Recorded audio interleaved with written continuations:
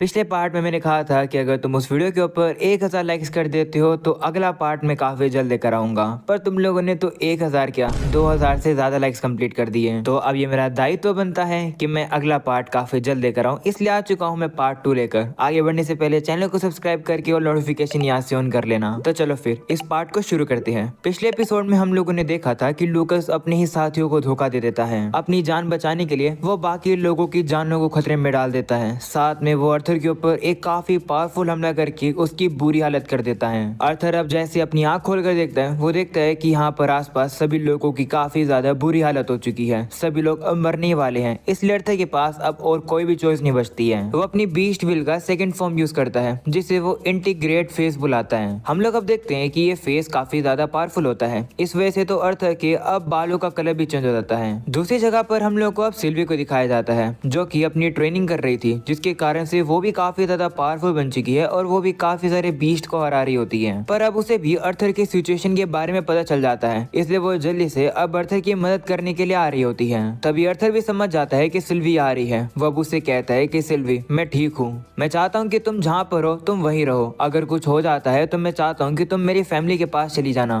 वहीं सिल्वी मना कर रही होती है। वो कहती है नहीं, मैं भी मदद कर सकती हूँ। जिस पर अर्थर अब उसे कहता है कि नहीं, प्लीज मेरी बात सुनो। तो अब सिल्वी को भी अर्थर की बात माननी पड़ती है। वहीं सिल्वी अब उसे कहती है ठीक है, मैं जा रही हूँ, पर प्लीज आप थोड़े से केयरफुल रहना। जिस पर अर्थर कुछ भी रिप्लाई नहीं करता है, क्योंकि हम लोग अब देखते हैं कि अर्थर तो अब अपने आप पर थोड़ा बहुत कंट्रोल खोने लगा है। अर्थर की स्पीड अब काफी ज्यादा बढ़ चुकी है। वो अब अकेले ही उस मॉन्स्टर से लड़ने के लिए आगे चला जाता है। अर्थर अब समझ आता है कि वो इस फेस को ज्यादा देर तक हैंडल नहीं कर पाएगा, इसलिए उसे इस फाइट को जल्दी से जल्दी खत्म करना होगा। इसलिए अर्थर अब अपनी पूरी ताकत लगाकर उस मॉन्स्टर के ऊपर हमला कर देता है। अर्थर अभी भी ये फील कर पा रहा होता है कि उसकी बॉडी इस स्पेल को हैंडल नहीं कर पा रही है। वो देखता है कि उसका हाथ अब थोड़ा बहुत टूटने लगा है। तभी अचानक से वो मॉन्स्टर भी अब उसके ऊपर हमला करने वाला होता है, पर अर्थर एक ही बारी में सभी एलिमेंट्स को यूज करने लगता है। अर्थर अब सभी एलिमेंट्स को एक साथ कंबाइन करके एक काफी ज्यादा पावरफुल एलिमेंट को बना लेता है और अब उसे से वो सीधा उस मॉन्स्टर के ऊपर हमला करके उसे खत्म कर देता है। जैसे वो उसे खत्म कर देता है, अर्थर अब वापिस से नॉर्मल हो जाता है। पर इस फेस को यूज करने की वजह से अर्थर की हालत काफी ज्यादा बुरी हो जाती है, इसलिए अब वो वहीं पर बेहोश होकर नीचे गिर जाता है। दूसरी तरफ हम लोग को अब जायरस एकेडमी का सीन दिखाया जाता है, जहाँ पर हम लोग अर्थर के पेरेंट्स को देखते हैं। अर्थर के पेरेंट्स एलेनोर का ख्याल रख रहे होते हैं, क्योंकि वो ट्रेनिंग करके काफी ज्यादा थक चुकी है। वो लगा वहाँ कमरे में होते ही है, पर तभी अब अचानक से अर्थर की मॉम यानी कि एलिस के हाथ में वो जो रिंग होती है वो अब ग्लो करने लगती है। अगर तुम लोग को याद हो तो ये वही रिंग है जो कि विंसेंट ने एलिस और अर्थर को दी थी।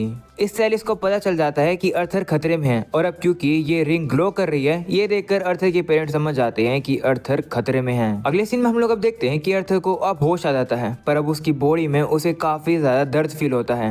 अर्थर के सामने अब इलाइजा होता है, जो कि अर्थर से कहता है कि काफी ज्यादा खुशी हुई ये देखकर कि तुम अभी भी जिंदा हो और उठ गए हो। वहीं पर अर्थर अब उसे कहने लगता है कि मेरे हाथों पर जो क्रिस्टल है उसे निकालो। तो इलाइजा भी मान जाता है और अब वो अर्थर के हाथ से उस ग्लव में से वो जो क्रिस्टल होते हैं वो उन्हें निकाल लेता है। वो वाले हीलिंग क्रिस्टल होते हैं, उसका यूज करके इलाइजा अर्थर को हील करने लगता है। इस वजह से जो अर्थर का हाथ खराब हो गया था, हीलिंग की वजह से वो हाथ अब पहले की तरह ठीक हो जाता है और अर्थर की हालत भी अब थोड़ी बहुत स्टेबल होने लगती है। अर्थर को अब याद आ जाता है कि उसकी ये हालत का जिम्मेदार और कोई नहीं बल्कि लूकस है, जो कि उन सभी लोगों को बिट्रे करके भाग गया था। अर्थर अब उठने की कोशिश करता है, पर वो उठ ही नहीं पा रहा होता है। वो अब इलाइजा से पूछता है कि जैस्मिन कहाँ पर है, तो वो कहता है कि वो सामने की तरफ है। लूकस ने जैस्मिन को काफी जोर से हिट करा है, उसकी भी हालत काफी बुरी हो चुकी है। मेरे पास एक मेडिकल किट तो थी, मैंने जैस्मिन के जितने भी जलने वाले बर्न है उन्हें तो हील कर दिया, पर लगता है कि जैस्मिन के अंदर जो इंटरनल डैमेज है वो काफी ज्यादा हो गया है। जो सुनकर अर्थर अब खड़ा हो जाता है और अब वो इलाइजा से कहता है कि मेरे पास जितने भी जेम बचे हैं इनको जैस्मिन के ऊपर यूज करो। तो अब इलाइजा भी मान जाता है और अब वो उन क्रिस्टल का यूज करके जैस्मिन को हील कर देता है और अब उसकी हालत पहले से बेहतर हो जाती है। इलाइजा कहता है कि देखकर लगता है कि जैस्मिन थोड़े घंटे के रेस्ट के बाद ठीक हो जाएगी।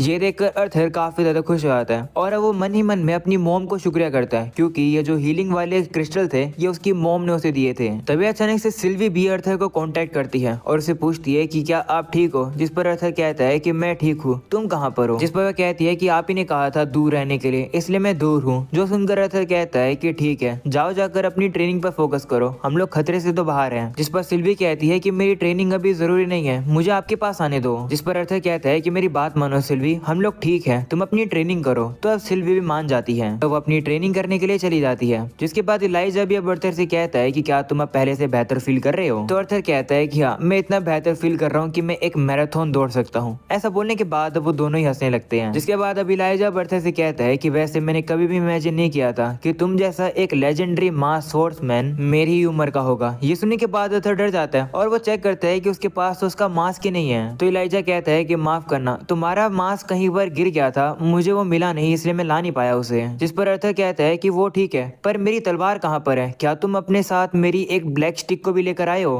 तो इलाइजा कहता है कि हाँ, मैं लाया तो हूँ उसे, पर मुझे पता नहीं है कि ये कीमती है या फिर नहीं। ये देखकर अर्थर काफी रिलीफ फील करता है कि उसकी तलवार सेफ है और वहीं पर ही है। इसके बाद अर्थर अब इलाइजा का शुक्रिया करता है उसे और जैस्मिन को बचाने के लिए और कहता है कि तलवार लाने के लिए भी शुक्रिया। जिस पर इलाइजा कहता है कि अगर मैं तुम लोग को वहीं पर ही ऐसे छोड़ देता तो मैं भी बिल्कुल लूकस की तरह हो जाता। वो अब अर्थर से कहता है कि जब वो एल्डरवुड गार्डियन आ गया था तो तुम वहीं पर ही क्यों रुक गए थे? जैस्मिन तुम्हें वापस भेज रही थी तब तुम गए क्यों नहीं? वहीं अर्थर अपने मन में कहता है कि मैं एक राजा हूँ, राजा कभी भी अपने लोगों को अबैंडन नहीं करता है। पर वो अपनी राजा होने वाली बात इलाइजा को थोड़ी बता सकता है। वो अब उसे कहता है कि मैंने एक इम्पोर्टेंट पर्सन से प्रॉमिस किया है कि मैं एक अच्छा पर्सन बनूंगा और अपनी ताकत का यूज करके बाकी लोगों को बचाऊंगा। ये सुनकर इलाइजा हंसने लगता है और कहते हैं कि तुम एक बूढ़े आदमी की तरह बात कर रहे हो। आखिर कहा तुमने ऐसी कैसी जिंदगी जी है जिसकी वजह से तुम्हें किसी के साथ ऐसा प्रॉमिस करना पड़े? जिस पर अर्थर कहता है कि सच बताऊं तो मैं भी सोचता हूँ कि मेरी जिंदगी कितनी ज्यादा अजीब है। ऐसा बोलने के बाद अब वो इलाइजा से कहता है कि ये बात छोड़ो, मुझे ये बताओ कि आखिरकार मैं बेहोश कितनी देर तक था? जिस पर वो कहता है कि मैं श्योर तो नहीं हूँ, पर एक दिन से तो ज्यादा हो गया है। ये सुनकर अर्थर अब जाकर एक वॉल के पास बैठ जाता है और कहता है कि लगता है कि जब तक जैस्मिन रिकवर नहीं हो जाएगी तब तक हमें यहीं रुकना पड़ेगा। तब तक के लिए क्यों ना हम लोग एक दूसरे को अच्छे से जान ले। ऐसा बोलने के बाद अर्थर अब उसके सामने हाथ हाई करता है और कहता है कि मेरा नाम अर्थर है। जिसके बाद अर्थर अब उसे कहता है कि जिस शेल्टर के अंदर अभी हम लोग रुके हुए हैं देखकर लगता है कि ये मेटल से बना हुआ है, क्या इसे तुमने बनाया है? जिस पर वो कहता है हाँ, पर लगता है कि जो एल्डरवुड गार्डियन की बॉडी है वो पूरी केव को सपोर्ट कर रही थी। वहीं पर अर्थर उसे कहता है कि लेकिन अगर तुमने यहाँ पर इस तरीके से शेल्टर बना दिया है, ये तो काम सिर्फ एक ड्वार्फ कर सकता है, जरा तुम मुझे अपने बारे में कुछ बताओ। जिस पर इलाइजा कहता है कि मैं तुम्हें अपने बारे में तब बताऊंगा जब तुम अपने बारे में मुझे बताओगे। मुझे ये बताओ कि आखिर तुम्हारे बाल सफेद कलर के कैसे हो गए थे और तुम्हारी बॉडी के ऊपर वो मार्किंग कैसे आ गई थी? तुम्हारी आंख भी ग्लो कर रही थी। इलाइजा पूछते अर्थर के काफी करीब आ जाता है तो अर्थर कहते हैं ठीक है, मैं तुम्हें बताऊंगा, पहले तुम बताओ अपने बारे में। तो इलाइजा ये बताता है कि हाँ, तुम्हारा शक सही है।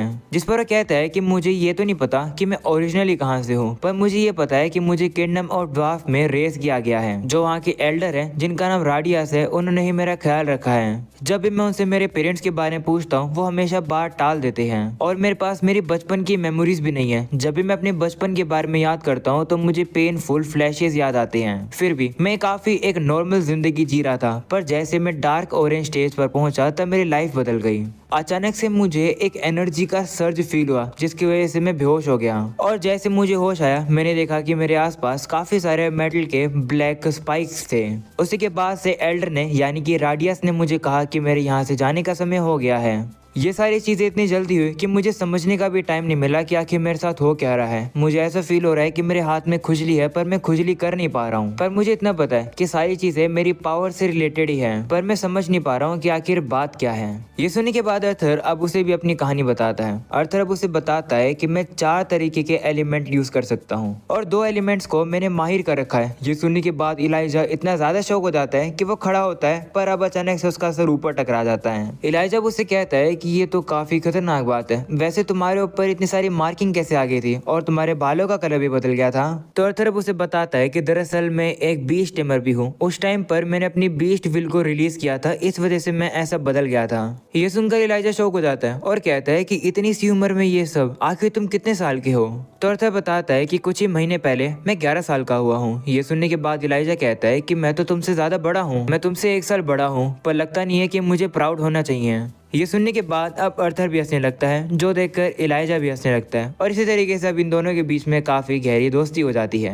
अर्थर अब हंसी रहा होता है, तभी अचानक से उसकी बॉडी में उसे वापस दर्द होता है, जिसे देखकर इलाइजा कहता है कि तुम ठीक तो हो? तो अर्थर कहता है हाँ। ऐसा बोलने के बाद अर्थर एक और हीलिंग क्रिस्टल को निकालकर अपने आप को हील करता है। तभी हम लोग अब देखते हैं कि जैस्मिन को होश आ जाता है और अब वो अर्थर को देखकर घबरा जाती है और उसे गले लगा लेती है। जैस्मिन अब सीधा काफी ज्यादा रोने लगती है। वो अब अर्थर से कहती है कि मुझे माफ कर दो, जिस पर अर्थर भी कहता है कि चिंता मत करो, सब ठीक है। जिस पर जैस्मिन कहती है कि नहीं, कुछ भी ठीक नहीं है, मैं तुम्हें फिर से प्रोटेक्ट नहीं कर पाई। तो अर्थर कहता है कि इसमें तुम्हारी गलती नहीं है, मैं ही वहाँ पर जिद्दी हो गया था, इस वजह से ऐसी हालत हुई है, मुझे माफ कर दो। तभी अचानक से अर्थर को फिर से दर्द हो जाता है, जो देखकर जैस्मिन कहती है कि तुम्हारी इंजुरीज लगता है अभी तक हील नहीं हुई है। ऐसा बोलने के बाद वो इलाइजा से कहती है कि तुम्हारे डायमेंशन रिंग में हमारा बैग है ना, जरा उसे निकाल कर दो, क्योंकि मेरे बैग में एक इमरजेंसी मेडिकल किट है। तो इलाइजा भी अब उस मेडिकल किट को निकाल लेता है, जिसके बाद अब जैस्मिन उस किट को निकालकर सभी लोगों को पट्टी बांध देती है। वहीं अब अर्थर कहता है कि अब मुझे थोड़ा सा बेहतर फील हो रहा है। ऐसा बोलने के बाद वो खड़ा होने की कोशिश करता है, वहीं पर इलाइजा उसकी मदद करता है। अर्थर अब कहता है कि चलो घर वापस चलने का अब समय हो गया है, जिसके बाद वो लोग अब वहाँ से बाहर निकल जाते हैं। बाहर आने के बाद वो लोग अब देखते हैं कि अर्थर ने वहाँ पर जितनी भी आइस कर रखी है वो अभी तक वहीं पर ही पड़ी हुई है। वो लोग अब बाहर जाकर बैठ जाते हैं। अर्थर पूछता है कि क्या हमारी पार्टी में और कोई भी बचा है, जिस पर एलाइजा बताता है कि रेजिनाल्ड और ब्राल्ड को उस एल्डरवुड गार्डियन ने कंज्यूम कर लिया था, तो मुझे नहीं लगता कि वो लोग बचे होंगे। जिस पर जैस्मिन कहती है कि तो फिर समैंथा कहाँ पर है। तो एलाइजा बताता है कि यहाँ पर आने से पहले मैंने उसके चारों ओर एक मेटल शेल्टर लगा दिया था, पर उसके बाद केव कोलैप्स हो गई थी, मुझे नहीं पता कि वो बची होगी या फिर नहीं। अर्थर अब कहता है कि चलो फिर उसे ढूंढते हैं। वैसे हम लोग को एल्डरवुड गार्डियन की बीस्ट कोर को भी शायद ढूंढना चाहिए, वो यहीं कहीं होगा। जिस पर इलाइजा कहता है कि रुको, मैं यहाँ पर सर्च करने की कोशिश करता हूँ। ऐसा बोलने के बाद इलाइजा अब एक काफी पावरफुल स्पेल यूज करता है, जिसका नाम अर्थ पल्स होता है। इस स्पेल का यूज करके इलाइजा अपने सराउंडिंग की चीजों को सर्च कर पाता है और अब उसे वहाँ पर समैंथा दिखाई दे जाती है। उसे यही पता चल जाता है कि समैंथा का दिल अभी भी चल रहा है। ऐसा बोलने के बाद अब वो समैंथा को ढूंढने के लिए चला जाता है। ये देखकर अर्थर काफी ज्यादा शॉक हो जाता है, क्योंकि उसे नहीं पता था कि ऐसी भी स्पेल एग्जिस्ट करती है जिससे कि जमीन के नीचे भी चीजों को स्कैन किया जा सके। अगले सीन में वो लोग अब समैंथा के पास पहुंच जाते हैं, जहाँ पर समैंथा काफी ज्यादा घायल होती है। इलाइजा अब उसे टच करने वाला होता है, पर तभी अर्थर उसे रोकता है और कहता है कि एक वाइन ने समैंथा के पैर को अभी भी पकड़ रखा है, अगर इसे अभी रिमूव करोगे तो समैंथा की चोट और भी बढ़ जाएगी। ऐसा बोलने के बाद अर्थर अब समैंथा के पल्स को चेक करता है और कहता है कि पल्स तो नॉर्मल है, इसे बस हल्का सा बुखार है, इसकी जान को कोई खतरा नहीं है। ये सुनने के बाद जैस्मिन अब समैंथा को उठा लेती है और कहती है कि चलो वापिस चलते हैं। वहीं अब अर्थर सोचने लगता है कि यहाँ पर एल्डरवुड गार्डियन का बीस्ट कोर तो लगता है नहीं मिलेगा, लगता है कि जिस ट्रेजर के लिए हम लोग यहाँ पर आए थे वो हमें मिलेगा ही नहीं। ऐसा बोलने के बाद वो लोग वहाँ से जा रहे होते हैं, पर तभी अचानक से जमीन फिर से हिलने लगती है। ये देखकर इलाइजा अब चौकन्ना हो जाता है और अब अपनी पावर का यूज करने लगता है, पर तभी अर्थर उसे रोक लेता है और कहता है कि चिंता मत करो। तभी हम लोग अब देखते हैं कि वहाँ पर काफी तेजी से आसमान से अब सिल्वी आ जाती है और इसी की वजह से यहाँ पर जमीन हिल रही थी। अर्थर भी अब सिल्वी को काफी समय बाद देखकर हैरान होता है, क्योंकि सिल्वी पहले से काफी बदल चुकी है। सिल्वी को देखकर अब इलाइजा डर जाता है और कहता है कि ये तो एक वाइवर्न है ना, पर इसके पास तो 4 पैर हैं। ये देखकर इलाइजा समझ जाता है कि ये कोई वाइवर्न नहीं बल्कि ये एक ड्रैगन है। ऐसा बोलने के बाद वो हैरान हो जाता है। वहीं पर अब अर्थर उसे बताता है कि ये मेरी बॉन्ड है, इसका नाम सिल्वी है। जिस पर इलाइजा कहता है कि लेकिन ड्रैगन्स तो काफी ज्यादा सेंचुरी पहले खत्म हो गए थे। तो अर्थर कहता है हाँ, इसलिए मैं चाहता हूँ कि तुम सिल्वी के बारे में किसी को भी मत बताना। ये सुनकर इलाइजा फिर से शॉक हो जाता है। वो कहता है कि अर्थर एक 11 साल का बच्चा है, 4 एलिमेंट यूज कर सकता है, 2 एलिमेंट्स में उसने मास्टरी कर रखी है और साथ में उसके पास एक ड्रैगन भी है। जिसके बाद वो लोग सेफली समैंथा को अब सिल्वी के ऊपर ले आते हैं। अर्थर अब इलाइजा से कहता है कि चलो चलते हैं यहाँ से। अगले सीन में हम लोग अब देखते हैं कि वो लोग अब सिल्वी के ऊपर बैठकर वहां से बाहर आ जाते हैं, पर अब उनके ऊपर काफी सारे और मॉन्स्टर्स हमला कर रहे होते हैं। पर अब जैसे वो मॉन्स्टर सिल्वी को देखते हैं, वो मॉन्स्टर सिल्वी को देखकर भाग जाते हैं। जो देखकर इलाइजा अर्थर से कहता है कि अगर तुम्हारे पास सिल्वी पहले थी तो तुम इसे पहले क्यों नहीं लेकर आए थे। वहीं अर्थर अब जवाब देने वाला होता है, पर तभी वो देखता है कि समैंथा को अब होश आने लगा है। वो लोग अब उसे नीचे आराम से उतारते हैं, जिसके बाद समैंथा को होश आ जाता है। वो अब अर्थर को देखती है और कहती है कि तुम तो मास्क के बिना काफी बेहतर लगते हो। ये सुनकर अर्थर कहता है कि इस तरीके से बात करना बंद करो, तुम्हें आराम करना चाहिए। वहीं पर अब समैंथा कहती है कि देखो मुझे क्या मिला। ऐसा बोलने के बाद वो अर्थर को दिखाती है कि उसे एल्डर गार्डियन का कोर मिल चुका है और साथ में अर्थर का मास्क भी मिल चुका है। वो अब उसे अर्थर को पकड़ा देती है। ये देखकर अर्थर अब उसकी तारीफ करता है और कहता है कि तुमने काफी अच्छा किया। अर्थर कहता है कि यहाँ से निकलने के बाद हम लोग इस कोर को बेच देंगे और जितना ही प्रॉफिट होगा हम लोग उसे आपस में बांट लेंगे। ये सुनकर जैस्मिन कहती है कि नहीं, मुझे वो नहीं चाहिए, क्योंकि इस चीज को तुम डिजर्व करते हो, ना कि मैं। ये सोचकर अब अर्थर इलाइजा की तरफ देखता है और कहता है कि तो तुम इसे रखोगे ना। जिस पर इलाइजा कहता है कि नहीं, मुझे भी ये नहीं चाहिए। तो अर्थर हैरान हो जाता है और कहता है कि तुम्हें पता भी है कि ये कितनी ज्यादा कीमती है और तुम लोग इसे नहीं चाहते हो कि ये तुम्हारे पास आए। तभी समंथा उस कोर को अर्थर को ही दे देती है और कहती है कि ये मुझे भी नहीं चाहिए क्योंकि तुम्हारी वजह से मैं जिंदा हूँ और वैसे भी उस मोस्टर को अकेले तुमने ही हराया है तो इस कोर को तुम ही डिजर्व करते हो। तो अर्थर भी उन लोगों की बात मान जाता है और अब वो उस कोर को लेकर सभी लोग का शुक्रिया करता है। तभी समंथा अब फिर से बेहोश हो जाती है, जो देखकर अर्थर जैस्मिन और इलाइजा से कहता है कि क्या तुम लोग गिल्ड में जाकर मदद लेकर आ सकते हो, मैं यहीं पर ही समंथा के साथ रुक जाऊंगा। जिस पर वो भी कहते हैं ठीक है। वहीं इलाइजा कहता है कि जाने से पहले ये लो। ऐसा बोलने के बाद अब इलाइजा अपने डायमेंशन रिंग से अर्थर के बैग को बाहर निकाल देता है और कहता है कि अगर तुम्हें जरूरत पड़े तो इसे रख लेना। ऐसा बोलने के बाद अब इलाइजा वहां से चला जाता है। वहीं पर अर्थर अब कहता है कि मुझे अपने पेरेंट्स को एक बार बता देना चाहिए कि मैं सेफ हूँ। ऐसा बोलने के बाद अर्थर अब अपने उसी लेटर को बाहर निकालता है, उसमें वो मैसेज लिखता है और उसे वो अपने पेरेंट्स के पास भेज देता है जिससे कि उसके पेरेंट्स को उसकी चिंता ना हो। ऐसा बोलने के बाद अब अर्थर सिल्वी से कहता है कि आखिर तुमने कितने सारे कोर्स को खाया है जिसकी वजह से तुम इतनी बड़ी हो गई हो। जिस पर वो भी कहती है कि बहुत सारी। ये सुनकर अर्थर कहता है कि क्या तुम अभी भी ट्रांसफॉर्म कर सकती हो पहले की तरह, जिस पर वो कहती है हाँ। ऐसा बोलने के बाद अब सिल्वी वापस से ट्रांसफॉर्म करके छोटी हो जाती है, जो देखकर अर्थर अब खुश हो जाता है। तभी अचानक से अब अर्थर को वापस से दर्द हो जाता है। इसके बाद अब वो उसी कोर को देखता है और कहता है कि इलाइजा और जैस्मिन को आने में अभी थोड़ा सा समय लगेगा। इतने में एक काम करता हूँ, मैं इस बीस्ट कोर की मदद लेता हूँ और अपने आप को थोड़ा सा रिकवर कर लेता हूँ। ऐसा बोलने के बाद अर्थर अब उस कोर को यूज करता है और अब वो अपने आप को रिकवर कर लेता है। तभी अर्थर को अब लूकस की याद आ जाती है। वो कहता है कि लूकस की वजह से ही ये सब कुछ हुआ है, उसकी वजह से ब्रैड भी मारा गया और बाकी सभी लोग भी हर्ट हो गए हैं। मुझे उसका अच्छे से ख्याल रखना पड़ेगा, कुछ भी करके मुझे लूकस से बदला लेना ही है। अगले सीन में हम लोग अब देखते हैं कि वहाँ पर गिल्ड से हेल्प आ जाती है। इसके बाद सभी लोग अब सेफली वहाँ से आ जाते हैं। हम लोग अब देखते हैं कि समंथा भी अब हॉस्पिटल में है। दूसरी तरफ हम लोग को ब्राइड की फैमिली को दिखाया जाता है जो कि रो रही होती है क्योंकि वो मर चुका है। अर्थर भी वहाँ पर अकेले में बैठा हुआ था। दूसरी तरफ जैस्मिन और इलाइजा कैस्पिन को सारी बातें बताते हैं कि आखिरकार वहाँ पर क्या क्या हुआ। सारी बातें सुनने के बाद अब कैस्पिन कहता है कि तुम लोग थोड़ा सा रेस्ट ले लो क्योंकि कोर्ट का समय अभी तक हुआ नहीं है। तभी हम लोग अब देखते हैं कि वहाँ पर लूकस आ जाता है। वो उन तीनों को देखकर कहता है कि तो तुम लोग जिंदा बच गए। लूकस को देखकर जैस्पिन और इलाइजा उसके ऊपर हमला करने के लिए तैयार हो जाते हैं और कहते हैं कि आखिर तुम्हारी हिम्मत कैसे वो सब करने की। वो देखने के बाद अर्थर जैस्मिन और इलाइजा को रोक लेता है। वहीं अब लूकस भी एक्टिंग करने लगता है। वो कहता है कि हम लोग तो टीममेट्स हैं, तुम लोग मेरे खिलाफ ऐसा क्यों कर रहे हो? आखिरकार तुम लोग वहाँ से बच कैसे गए? कहीं तुमने किसी को सेक्रीफाइस तो नहीं कर दिया अपने आप को ये बचाने के लिए? ये सुनकर कैस्पिन लूकस से कहने लगता है कि बेहतर ये रहेगा कि अभी तुम शांत हो जाओ।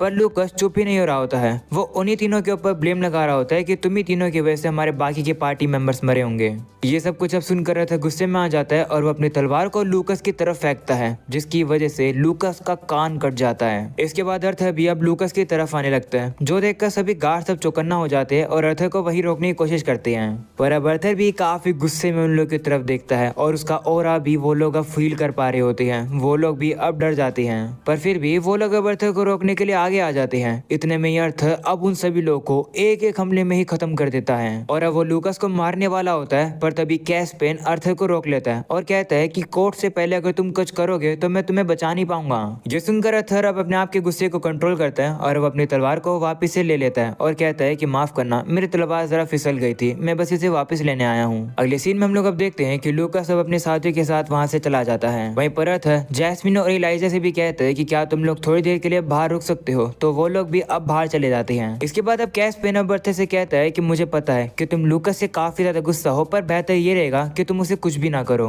जिस पर अर्थर कहता है कि ऐसा क्यों है? तुम्हें पता है ना कि मैं उसे 1 सेकंड में खत्म कर सकता हूँ, पूरी एग्जिस्टेंस से। मैं उसे खत्म भी कर दूंगा और मेरी आइडेंटिटी भी प्रोटेक्ट रहेगी, मेरा कोई भी कुछ बिगाड़ ही नहीं पाएगा। तुम्हें क्या लगता है, अगर तुम इस तरीके से मुझे एडवाइस दोगे तो क्या मैं तुम्हारी बात मान लूंगा? अगर मेरा मन करा तो कोई भी मुझे रोक नहीं सकता उसे मारने के लिए और कोई भी उसे बचा भी नहीं पाएगा, समझे? अर्थर की अब ये बात सुनने के बाद तो अब कैस्पिन भी डर जाता है। वो अब सोचने लगता है कि आखिरकार इस बच्चे ने कितने सारे लोगों को मारा है जिसकी वजह से इसका ऑरा इतना डेंस हो गया है। वहीं पर कैस्पिन अब उससे कहता है कि माफ करना, मैं तुम्हें धमकी नहीं दे रहा था, मैं बस ये कह रहा था कि ये तुम्हारे लिए बेहतर रहेगा। क्योंकि अगर एक बार मान लेते हैं कि अगर तुमने लूकस को मार भी दिया तो लूकस की फैमिली खाली नहीं बैठेगी। भले उन लोगों को तुम्हारी आइडेंटिटी के बारे में नहीं पता हो, पर फिर भी उन लोगों को जैस्मिन के बारे में तो पता है। जैस्मिन के थ्रू वो जैस्मिन की एडवेंचरिंग पार्टी के पीछे जा सकते हैं। ये सुनकर अर्थर घबरा जाता है क्योंकि जैस्मिन की पार्टी के अंदर उसके भी पेरेंट्स थे। तो अब अर्थर को समझ आता है कि अगर उसने लूकस को कुछ भी किया तो लूकस की फैमिली अर्थर के पेरेंट्स को भी नुकसान पहुंचा सकती है। वहीं कैस्पियन अब अर्थर से कहता है कि बेहतर ये रहेगा कि तुम लूकस को तब तक कुछ ना करो जब तक तुम काफी ताकतवर नहीं हो जाते हो। इतने ताकतवर हो जाओ कि तुम अपने साथ साथ अपने चाहने वालों को भी प्रोटेक्ट कर सको। वैसे तुम्हें काफी ताकतवर होना होगा, क्योंकि मान भी लो कि अगर तुमने लूकस के पूरे घर को ही खत्म कर दिया, पर फिर भी तुम लूकस के हाफ ब्रदर को नहीं हरा पाओगे क्योंकि वो काफी ज्यादा ताकतवर है। ये सुनकर अर्थर कहता है कि ठीक है, मैं समझ गया, शुक्रिया मुझे बताने के लिए। दरअसल एक और कारण है जिसकी वजह से मैं अकेले में बात करना चाहता था। ऐसा बोलने के बाद अर्थर आराम से चेयर पर बैठ जाता है। अर्थर अब उसे कहता है कि तुम काफी ज्यादा स्मार्ट पर्सन हो, तुम्हें पता चले गया होगा कि अगर तुम मेरी मदद करोगे तो तुम्हारी मदद होगी, साथ में एडवेंचरर गिल्ड की भी, है ना? तो कैस्पियन कहते हैं हाँ, मैं तुम्हारी मदद जरूर करूंगा। तो अर्थर कहते हैं ठीक है। इसके बाद वो कैस्पियन को बता देता है कि उसे किस किस चीज में मदद चाहिए। इसके बाद अर्थर अब बाहर आ जाता है। वहीं पर इलाइजा अब अर्थर से कहता है कि तुमने तो मुझे डरा ही दिया था, मुझे लगा था कि तुम लूकस को मार दोगे। जिस पर अर्थर कहता है कि नहीं, अभी सही समय नहीं है। तो इलाइजा कहता है कि यानी कि तुमने डिसाइड कर लिया है कि तुम उसे मार कर ही रहोगे। वहीं पर अर्थर उस बात को इग्नोर कर देता है और कहता है कि मुझे भूख लग रही है, चलो खाना खाने चलते हैं। ऐसा बोलने के बाद अब अर्थर वहां से चला जाता है। अगले सीन में हम लोग को अब कोर्ट का सीन दिखाया जाता है, जहाँ पर एक साइड लूकस खड़ा था और एक साइड अर्थर खड़ा था। वहाँ पर अब जज भी आ जाते हैं। जज अब कहते हैं कि सभी रिपोर्ट्स को अब देखने के बाद मैंने अपना डिसीजन ले लिया है और मैं डिक्लेयर करता हूं कि लूकस को A क्लास रैंक से हटा दिया जाए, क्योंकि इसने अपने ही पार्टी मेंबर्स को धोखा दिया है। वहीं पर यह पनिशमेंट मिलने के बाद भी लूकस हंस रहा होता है। जिसके बाद अब जज कहते हैं कि लूकस इसके बाद से कभी भी एक एडवेंचरर नहीं बन पाएगा। जब तक गिल्ड नहीं कहती है तब तक उसे बैन किया जाता है एडवेंचरर बनने से। इसके बाद जज अब अर्थर की बात करने लगते हैं। वो उससे कहते हैं नोट। ऐसा बोलने के बाद अब जज अब अपने मन में कहते हैं कि तो यही वही बच्चा है जिसने अकेले ही एक S क्लास के माना बीस्ट को हरा दिया। जज अब कहने लगते हैं कि देखकर लगता है कि नोट लूकस के खिलाफ ज्यादा एग्रेसिव है।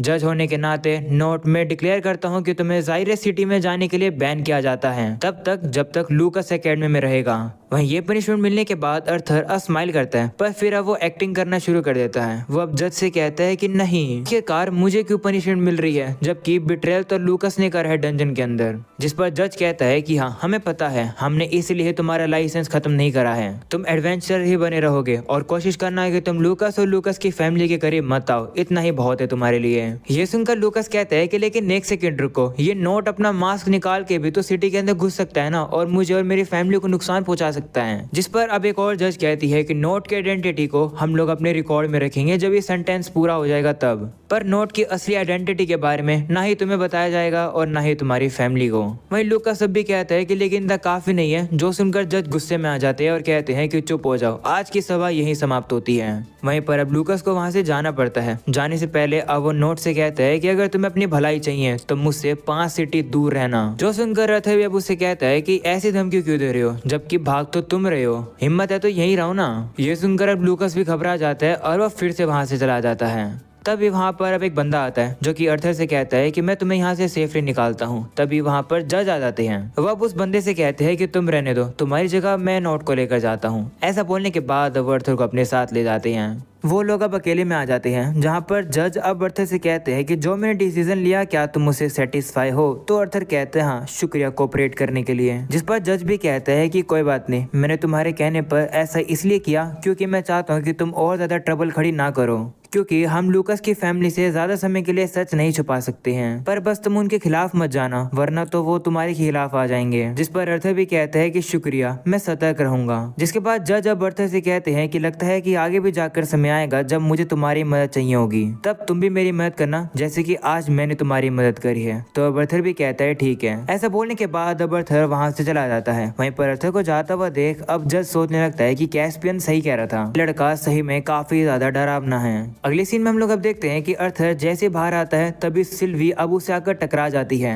और अब वो कोई गलत जगह जाकर टक्कर मार देती है, जिस वजह से अर्थर की थोड़ी सी हालत बेकार हो जाती है और इस दर्द को तो इलाइजा भी फील कर पा रहा होता है। वहीं सिल्विया पूछने लगती है कि क्या अब सब ओवर हो गया है, क्या हम लोग घर जा सकते हैं? जिस पर अर्थर भी कहता है कि हाँ चलो आप घर चलते हैं क्योंकि सब अब खत्म हो गया है। वो लोग वहाँ से जाने लगते हैं, पर तभी इलाइजा अब अर्थर से कहता है कि क्या तुम समैंथा से मिलने नहीं जाओगे?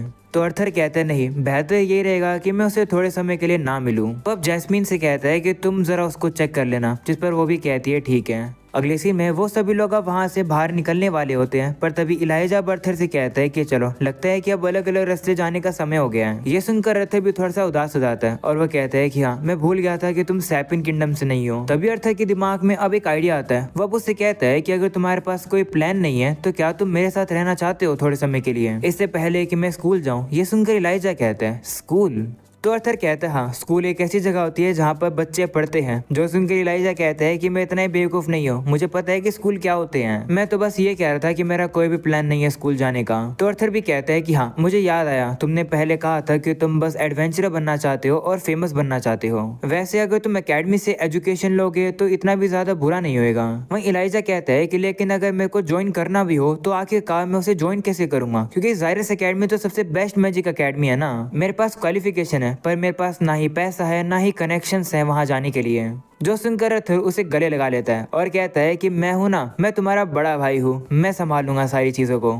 जो सुनकर अब इलाइजा भी घबरा जाता है कि आखिर अर्थर तुम्हें क्या हो गया है। इसके बाद अर्थर अब जैस्मिन से कहता है कि क्या तुम इलाइजा को घर ले जाओगी, मुझे कुछ काम पूरा करना है। तो जैस्मिन भी मान जाती है। वहीं इलाइजा अब अर्थर से कहता है कि मैंने अभी भी डिसाइड नहीं करा है कि मैं अकेडमी के अंदर जाऊंगा या फिर नहीं। जो सुनकर अर्थर उसे बताता है कि क्या तुम श्योर हो, क्योंकि उस अकेडमी के अंदर लूकस भी जाने वाला है। क्या तुम श्योर हो कि तुम लूकस को मेरे साथ अकेला छोड़ना चाहते हो? ये सुनते ही इलाइजा अब मान जाता है अर्थर के साथ अब अकेडमी ज्वाइन करने के लिए। वो सीधा तैयार हो जाता है और कहता है कि मैं ज्वाइन करूंगा। ऐसा बोलने के बाद वो जाते जाते अर्थर का शुक्रिया करता है हर चीज के लिए। जो सुनकर अर्थर भी खुश हो जाता है। इसके बाद अब जैस्मिन और इलाइजा वहाँ से चले जाती है। वहीं अर्थर को पता चल जाता है कि कोई उस पर नजर रख रहा था। वो अब कहता है कि बाहर आओ। हमें अब पता चलता है कि उसके ऊपर कैस्पिन नजर रख रहा था। कैस्पिन भी अब बाहर आकर अर्थर से कहता है कि काफी खुशी हुई कि तुमने उन दोनों को पहले ही आगे भेज दिया। जिस पर अर्थर कहता है कोई बात नहीं, वैसे शुक्रिया जज को मेरी बात मनवाने के लिए। लूकस वैसे भी काफी बेवकूफ है, मुझे नहीं लगता कि उसे बिल्कुल भी शक होगा। जिस पर कैस्पिन कहता है कि मुझे तो बस इस चीज की खुशी है कि बिना कोई मरे सारी चीजें सोल्व हो गई। ये सुनकर अर्थर को गुस्सा आ जाता है और कहता है कि भूलो मत, लोग मरे हैं। ये सुनकर अब कैस्पिन कहता है कि हाँ मुझे माफ कर दो, मैं जरा लड़ना नहीं चाहता तुमसे, मैं बस तुम्हें जाते हुए एक गिफ्ट देना चाहता था। ऐसा बोलने के बाद अब अर्थर की तरफ काफी सारा पैसा फेंक देता है, जिसे देखकर अर्थर कहता है कि ये मुझे क्यों दे रहे हो। जिस पर कैस्पिन कहता है कि इसलिए जिससे कि तुम थोड़े से सतर्क रहो।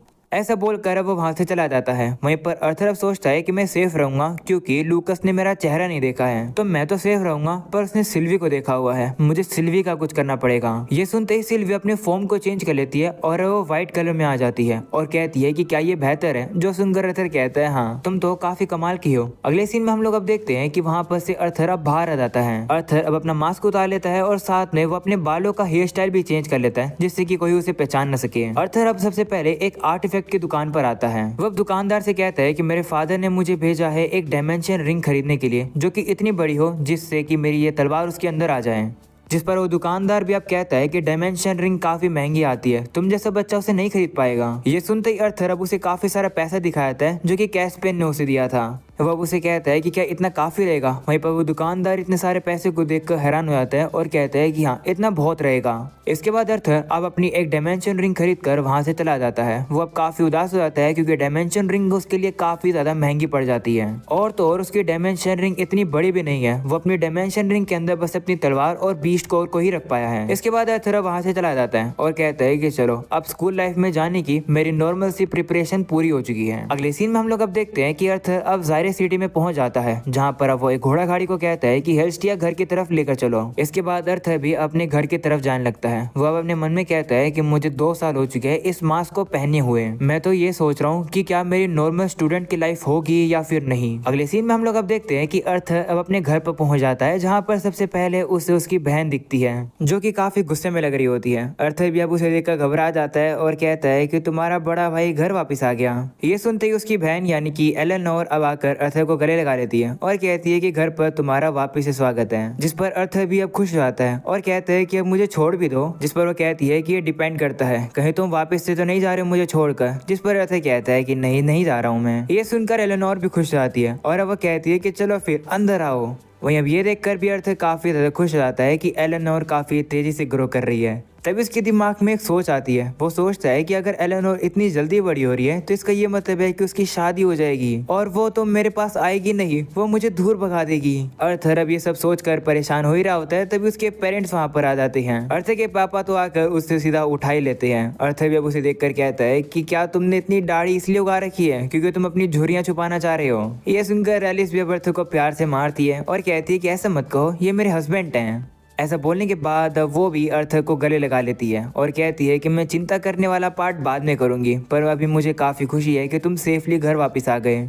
जिस पर अर्थर भी कहता है कि हाँ माफ करना, मैं हमेशा आपको परेशान करता रहता हूँ। तभी हम लोग अब देखते हैं कि वहाँ पर विंसेंट आ जाता है अपनी वाइफ और इलाइजा को लेकर। विंसेंट अब कहता है कि सर हम लोगों को भी अर्थर से मिलने दो। जिसके बाद हम लोग अब देखते हैं कि सभी लोग अब एक साथ मिलते हैं और अब वो सभी एक साथ बैठ जाते हैं। वहीं पर अब अर्थर जैस्मिन को ढूंढने लगता है तो इलाइजा उसे बताता है कि जैस्मिन चली गई है, इससे पहले तुम यहाँ पर आए। वो अपनी पार्टी के साथ एक मिशन करने के लिए गई है। जो सुनकर अर्थर कहता है कि वो तो इतनी जल्दी चली गई, मुझे काफी दुख हो रहा है, मैं उसे जाते हुए देख नहीं पाया। जिस पर अब उसके फादर कहते हैं कि चिंता मत करो, वो लोग ऐसे ही हैं, वो लोग आते रहते हैं। जिस पर अर्थर कहता है हाँ। इसके बाद अर्थर पूछता है कि लिलिया कहाँ पर है। जो सुनकर विंसेंट काफी एक्साइटेड होकर अर्थर को बताता है कि हमारी बेटी यानी कि लिलिया जायरस एकेडमी के अंदर है। ये सुनते ही विंसेंट की वाइफ गुस्से में आ जाती है और कहती है कि मुझे बताना था अर्थर को। वहीं पर अब अर्थर को काफी ज्यादा खुशी होती है कि लिलिया अब एकेडमी के अंदर है। वहीं विंसेंट की वाइफ कहती है कि ये तुम्हारी ही वजह से हो पाया है, तुम्हारी वजह से ही वो काफी जल्द अवेकन हुई है, हम हमेशा तुम्हारे उधार में रहेंगे। जिस पर अर्थर कहता है कि उधार में रहने की तो जरूरत नहीं है, पर मैं चाहता हूँ कि प्लीज मेरे लिए काम कर दो। अर्थर उन लोगों से यही बारे में बात करने वाला होता है कि इलाइजा को भी एकेडमी के अंदर जाना है। पर तभी अब अर्थर के फादर यानी कि रे अर्थर से कहते हैं कि जरा हमें अपने डंजन के एक्सपीरियंस के बारे में बताओ। तो अब अर्थर और इलाइजा उन लोगों को सारी बातें बताते हैं जो कुछ भी डंजन के अंदर हुआ। जो सुनकर सभी काफी ज्यादा हैरान हो जाते हैं। विंसेंट की वाइफ अब कहने लगती है कि तुम एक एल्डरवुड गार्डियन से लड़े और उसे हरा भी दिया, मुझे तो विश्वास ही नहीं हो रहा है। बचपन में हमें कहानियां सुनाई जाती थी उसकी, हमें डराने के लिए। जिसके बाद अर्थर अब अपने फादर से कहता है कि वैसे आप कौन से स्टेज पर पहुंच गए। जिस पर वो कहते हैं कि दरअसल मैं डार्क ऑरेंज स्टेज पर ही अटका पड़ा हूँ, बस मुझे थोड़ा सा और चाहिए, मैंने काफी कोशिश करी है पर मैं पहुंच ही नहीं पा रहा हूँ अगले स्टेज पर। यह सुनकर अर्थर कहता है कि अगर ऐसी बात है तो इसे यूज करो। ऐसा बोलने के बाद अर्थर अब उसे वही एल्डरवुड गार्डियन का वो कोर दे देता है और कहता है कि इसका यूज करके मैंने थोड़ी हीलिंग करी है, पर अभी तक इसमें थोड़ा बहुत माना तो बचा होगा जिसका यूज करके आप अपनी अगली स्टेज पर पहुंच सकते हो। वहीं सभी लोग इस कोर को देखकर काफी हैरान हो जाते हैं। रे भी अर्थर से कहता है कि इस कोर को पाने के लिए तुमने अपनी जान खतरे में डाली है, इसे मैं कैसे ले सकता हूँ। वहीं पर विंसेंट की वाइफ अब कहने लगती है कि ये जो कोर है ये एस क्लास मोन्स्टर का है, पता नहीं ये कितने रुपए में जाएगा। दूसरी तरफ अर्थर अपने फादर से कहता है कि चिंता मत करो, आप इसे यूज कर लो, क्या आप चाहते हो कि आपका बेटा आपसे आगे निकल जाए। जिस पर वो कहते हैं नहीं, ये मत कहना कि तुम मुझसे आगे निकल चुकी हो। जिस पर अर्थर कहता है कि हाँ आपने सही समझा, मैं लाइट ऑरेंज स्टेज पर हूँ। जो सुनने के बाद सभी लोग काफी ज्यादा हैरान हो जाते हैं। वहीं पर अर्थर के फादर तो काफी प्राउड फील करते हैं। वो अर्थर से कहते हैं कि अगली बार मैं तुम्हें हरा दूंगा, तब रोना मत। जिस पर अर्थर भी कहते हैं कि हाँ कोशिश करके देख लेना। और अब हम लोग इस पार्ट को यहीं पर ही खत्म करते हैं। अगर तुम लोग को ये पार्ट पसंद हो तो लाइक करके जाना। इस बार हम लोग लाइक में रखेंगे 3000 लाइक्स। पिछली बार तो भाई तुमने एक ही दिन में टारगेट पूरा कर दिया था, तो इस बार प्लीज टारगेट पूरा मत करना, नहीं तो मेरे को दोबारा से जल्दी वीडियो बनानी पड़ जाएगी। एनीवेज, अगर तुम लोग को सही में पसंद आई हो तो लाइक करके चैनल को सब्सक्राइब करके कमेंट सेक्शन में जरूर बताना कि तुम लोग को आज का पार्ट में सबसे बेस्ट क्या लगा। मैं मिलूंगा तुम लोगों से अगले पार्ट में, तब तक के लिए बाय बाय।